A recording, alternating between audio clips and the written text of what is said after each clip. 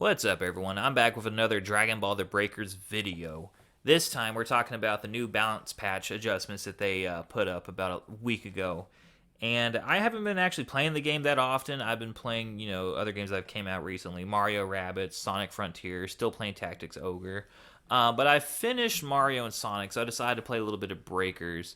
And I've checked the update notes prior to playing the game, so I kind of knew what to expect. And I figured the game was going to be a little bit busted, but oh my god, actually playing through it, no, this game is absolutely busted.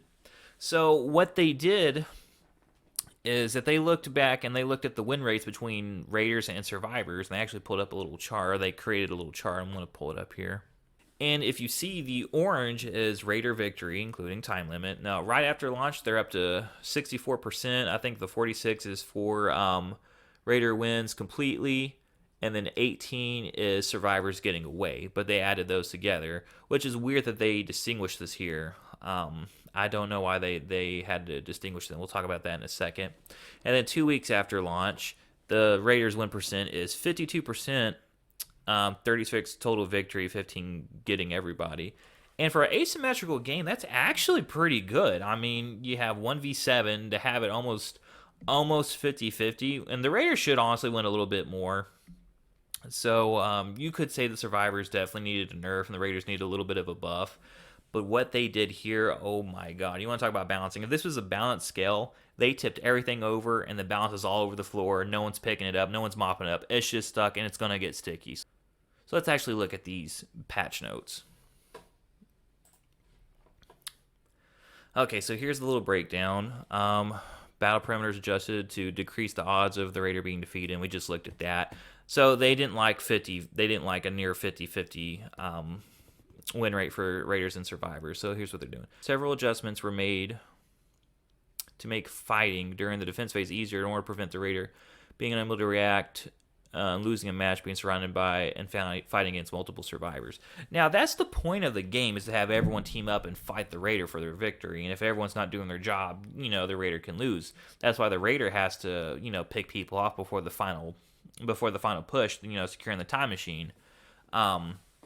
And I've seen this a couple of times. Hell, I've done it a couple of times where everyone just gets to the time machine, sets up all their traps, and everyone's got Dragon Change ready. So whenever the Raider comes to fight, everyone's just busy distracting them. You got one person fighting. When their time for Dragon Change goes away, they go back to the time machine that someone else picks up. And that's a good way to beat the Raider. That was like the main way we beat the Raider. And we'd kill him every now and then. But it was mostly time machines. The Raiders' rush damage has been adjusted to roughly equal at each level. So basically what they're saying here is like, oh, we put all the damage in Raider level 4, so we wanted to adjust to make everything equal across the board for close range attacks. Now, Raiders were definitely messed up when it comes to close range. This is another thing I wanted to read out. Raiders' rush will be canceled by attacks and skills used by survivors. So one of the issues Raiders would have is if you were chasing someone, you would and you would do a melee attack, you'd actually lock onto the player and you'd start chasing after them. You couldn't do anything to cancel this. So if someone did something like a zip line, called in a motorbike, Kaioken, and got away, just one of those things, you'd be stuck locked onto that trajectory, and you couldn't escape from it. So the survivor could be 2 zones away, and you're still locked into an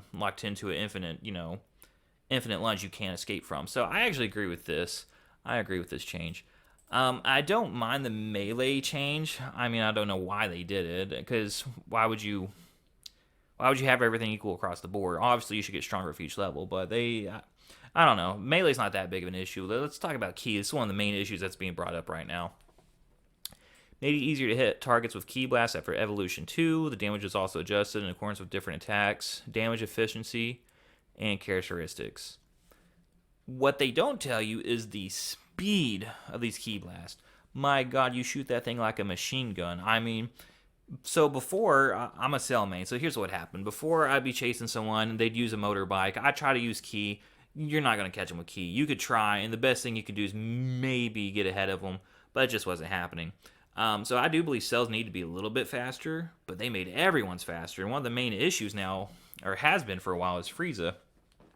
Frieza didn't use Ki Blast. He just shot energy beams, which are a lot more accurate. They fired a lot more faster, and you couldn't really dodge it the same way you could anybody else. So before with Boo and Cell, if you were to Serpentine in your Dragon Change mode, you can actually escape a lot of the Key Blasts while you're flying away. So you can actually evade the Raider and try to get as far away as you could before you lost your energy. Now, you can't dodge those things. So the moment you fight a Raider, they're chasing after you. You're not getting away. You have to fight, because if you try to get away, you're just going to lose all that energy getting shot, and then you're going to get killed anyway. So at least do a little bit of damage. But no one can get away anymore, and that is ridiculous. This did need an adjustment, but what they did here is absolutely broken. So let's talk about their super attacks.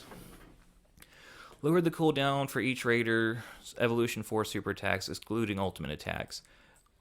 Honestly, that didn't even matter. Once you hit level 4, you basically won the game. So the fact that they had to give a buff to level 4 is ridiculous. I don't actually think they understood where the Raiders were losing at. I think they just see the chart and they're like, oh, we need to help Raiders. But they don't actually know how the Raider was losing and what was getting them to lose. Because once they hit level 4, it wasn't really an issue. So here's what they did. Gravity Impact for Cell. I don't know why that needed to get adjustments. I guess Cell couldn't really... Cell at level 3 is pretty good. He doesn't need adjustments. Cell level 2 sucks. He's got 2 beams. Special beam and the other beam. I forget what that one's called. He doesn't have any, like, explosions like Boo and Frieza have. So his is basically the same attack. He needed a change in general, not just his level 3. His level 4 all clear. Nobody used this damn thing. I use it just to meme, but it's not useful because you're already at level 4. You've already won. Why do you care? Frieza level 1 Death Wave. Do you know what Cell doesn't get at level 1? Any super attacks. So why do they think some characters don't even need a super attack, but then Frieza like, oh, we gotta help Frieza out. He's not winning at level 1. He don't need to win at level 1. He needs to get to level 2. Actually, he has everything at level 2. He's got Zarbon Dodoria at every stage in the game. So why do you even need to adjust his level 1? Well, he doesn't need it. He needs a nerf. But let's keep going. It's Crazy Finger Shot. I don't know what they adjusted. He's already too powerful. His basics are so powerful. I don't know why you'd even need to adjust his supers. Again, level 4, what's the point? Same thing with Boo. Level 1, Crush Launcher. What's the point? The man can fly around at level 4. He gets passive. He gets the D-pad abilities. And he gets his left and right abilities. I don't know why he needs any adjustments. He's already got enough. Level 2, Innocent Cannon. Boo's level 2 is actually, I'd say, his weakest. Because at level 1, you start off, you fly. At level 2, you don't really have a way to find survivors. And when he hits level 3, he has key tracking. And then level 4, he brings everyone to that room. So Boo's level 2 is honestly the weakest. I don't mind him getting a buff at level 2. It's just weird that they think that the super attacks is where he was lacking. Vanishing Ball level 4. Why did level 4 need an adjustment? You hit level 4, you win the game. That's it. Other adjustments to Raiders. Increase the movement speed bonus that occurs when a survivor is in the middle of the screen while the Raider is locked onto him. So we were talking about this earlier, how you get locked onto someone, but now they've increased their speed so you can actually catch the survivors easier, which, again, I don't mind that one as much, because a lot of problems was happening where you would just lock onto someone and you couldn't catch them, and then you were just locked onto that path and you couldn't stop until the game said you were done. So I don't mind the movement speed when it comes to rushing, but this is just movement speed when they're on the screen, or no, locked onto them. So that's a little bit different. So it's harder for survivors to get away. I don't know how I feel about that one. When the Raiders are receiving close range attack, reduce the damage taken by the Raider if another survivor with a low change level executes a close range attack. So basically, they're lowering the damage if you team up on the Raider if someone's a lower level than the Raider. But isn't the whole point of the game to have everyone team up? Why would you encourage...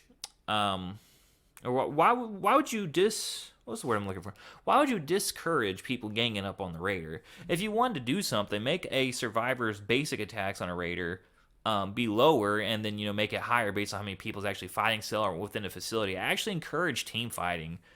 Just don't encourage people soloing the Raider, especially if they're a higher level than them. They get them stuck in a cave. I think that was one of the issues Raiders were having too. They would get trapped in a cave, and then one survivor could just beat the shit out of them endlessly. So they could have decreased, single play and then encouraged, group play, but they decided that, hey, let's discourage group play. So that's cool. Reduce the amount of time Raiders' movements restrict when survivors use skills designed to impede movement repeatedly. I think what they're trying to say is if you, stun the survivor multiple times, they actually decrease the damage or decrease the time someone's stunned. So if you do, Solar Flare and Go Go Gum and Krillin Shoe, if you do all those things, they'd actually just keep stacking on each other. But I think now that it's reducing the amount of time after each stun or trap, I believe that's what they mean to say, and actually that's something I can get behind. Is there really an issue for me? Because again, I play Cell, and if I ever got stunned like that, I would just do After Image, and then I'm free, and then everyone's already used their abilities. But I mean, I guess that was an issue players were running into, so that's something I can work with. Let's talk about adjustments to Survivors. Survivors did need a nerf, so let's look and see if the nerfs were called for. Increase the amount of charge power needed, or change power needed for change level 3. I agree with this because killing the Raider was a little bit easy, unless they were playing Frieza, in which case fighting was kind of pointless. He'd level up. Because everyone just get the 3 real easy and then just beat the hell out of them at level 2. Because Raiders at level 2 to 3 actually need to fight survivors rather than look for civilians around. So everyone just get the 3 and team up on them. So I don't mind them increasing the amount needed for level 3. That's an okay thing for me.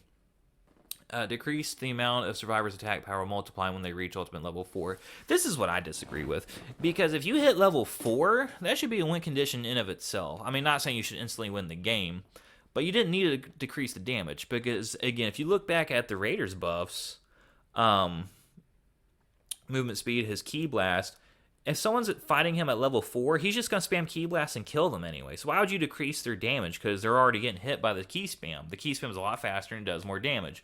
Why'd you need to reduce level 4? That doesn't make any sense. And honestly, it's not like people are hitting level 4 every game, because you'd get these survivors that would refuse to give up their Dragon Ball. One person would have 5, one person would have 2, and the person with 2 would refuse to give them up.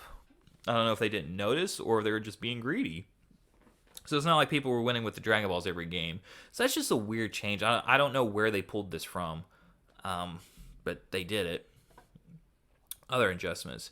And here's what I think is really killing the game, besides the Ki Blast.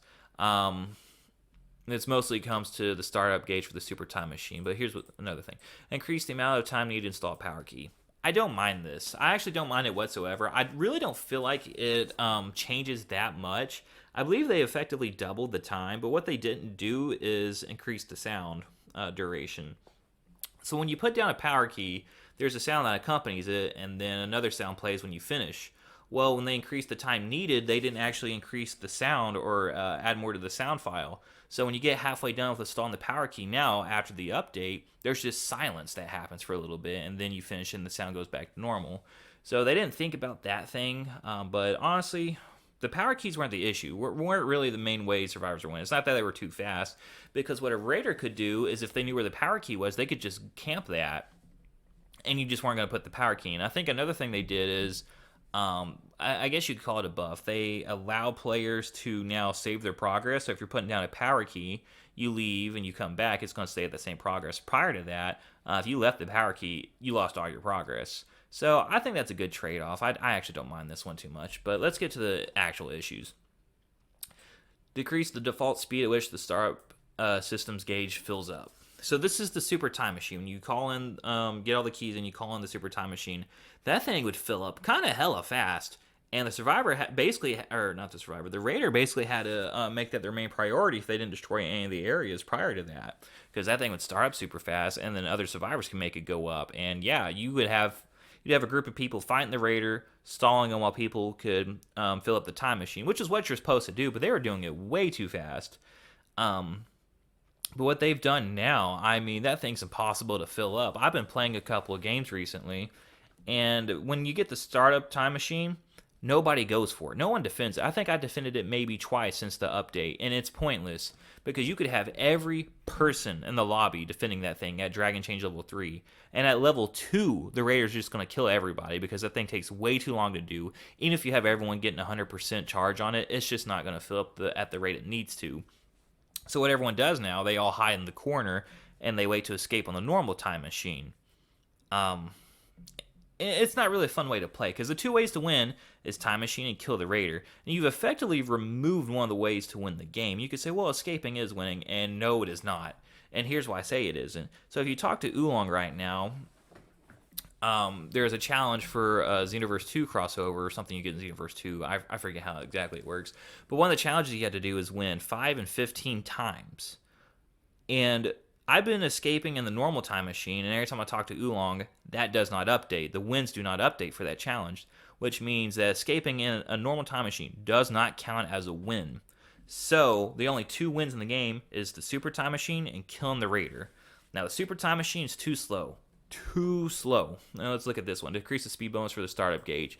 Basically, it would go from like 30, I think, all the way down to 10, depending on the areas you destroy, and they changed it to be lower than that, and it's slower even without the percentage change. Honestly, these two things are more or less the same thing. Their super time machine's impossible to fill up, so the only real way to win is to kill the raider, and you have to do it early. And if you go against someone like Frieza, you're just not going to win, because Frieza gains power the more he gets hit. So what you want to do is kill them early, level 1, level 2, mostly level 2 if you can, because at level 3 they're just going to match you with melee. But Frieza, he gets hit, he levels up, so it's impossible to fight him. So for him, what I've been seeing players do is just run into Frieza and just let him kill you just so you can get to a new game, because you're not going to beat Frieza. With Boo, you could fight him, but then he's going to heal. So Cell's really the only person you can kind of fight, and even then he can find you with his ki, so you're not going to have a whole group against him. So the 2 ways to win. Go back to the 2 ways to win. Super time machine, can't do it anymore. Fight the raider. You're not going to kill Frieza. You might have a chance against Boo and Cell. So the survivors almost have no chance to win the game. And I haven't been playing that much since all these other games have come out, but and the time I have played, the raider has almost 100% win rate. We've killed him maybe twice. Super time machine, literally 0 times. You could leave, get a sip of tea, Dr. Pepper, which is what I do. Come back. You could take a piss and come back, and they're not going to do it. Even if every single player was charging that thing, it wouldn't even get it to halfway. The raider doesn't even try anymore. Speaking of trying, what the raider needs to do, destroy the super time machine. Increase the speed at which the super time machine destruction gauge fills up. This does not matter anymore, because what the raider does, and what I've been doing, for being honest here, even if they get the super time machine out, you don't want to destroy it, because then they'll just escape in the regular time machine. If you want to get 100% victory, you're gonna let that thing go, because it's not gonna win anymore. You could let it go and it won't win, but you could destroy it even faster if you wanted to. So completely removing a way for the survivors to win. I just don't understand why they've done this. The game was pretty balanced before. Yeah, I do agree that the survivors did need a nerf here or there. But my God, what they did here. Oh, and let's talk about this last thing. Decrease the rate at which the destruction gauge lowers over time. So what would happen? The raider would go destroy the thing. Someone would fight him. He would fight him, win. He'd come back, and then the gauge to destroy it would go down a bit. Well, now they decreased that, so now it stays roughly where it was, where you left it. So yeah, there's no point in fighting for the super time machine anymore. So you've removed a way to win the game for 7 of the 8 players in a match. I don't know what they were thinking with this update. Again, they needed to change, and what I believe the change should have been is survivors' movement speed, because the problem is that the survivors can move around the map and get the power key so quick. You got the grappling hook, you got the motorbike, you have all these different skills that make you run and slide all over the map. The Saiyan escape pod, get halfway across the map. They should have increased the cooldown timers on those, maybe decrease the speed at which the grappling hook gets you away. Definitely decrease the speed of the bike's movement passive ability. But yeah, the game is absolutely broken right now. So that's all I have to say on it. I just wanted to talk about it for a little bit and see what everyone else thought. But all right, thanks for watching.